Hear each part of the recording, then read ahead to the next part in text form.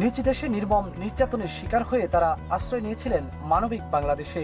দীর্ঘ 7 বছরের ক্যাম্পবন্দি জীবনে তারা বয়ে বেড়াচ্ছেন দুঃসহ স্মৃতি। অন্যদিকে বাংলাদেশের জন্য এই সংকট দিনে দিনে বিস্ফোরা থেকে গলার কাটা হয়ে উঠছে। ঠিক এমন একটি সময়ে জাতিসংঘ মহাসচিবের এই আগমন কতটা শান্তির বার্তা বয়ে আনলো তার জন্যই উন্মুখ রোহিঙ্গা ক্যাম্পে আশ্রয় থাকা এসব নারী শিশুরা। জাতিসংঘ মহাসচিবকে কাছে পেয়ে নিজ দেশের গণহত্যার বিচার চাইলেন মিয়ানমারের রাখাইন রাজ্য থেকে আসা রোহিঙ্গা নারী শিশুরা। আকুতি জানালেন মর্যাদার সাথে মাতৃভূমিতে ফিরে যেতে। তুলে ধরেন বাড়িঘর পুড়িয়ে দেওয়ার সেই নির্মম নির্যাতনের ইতিহাস।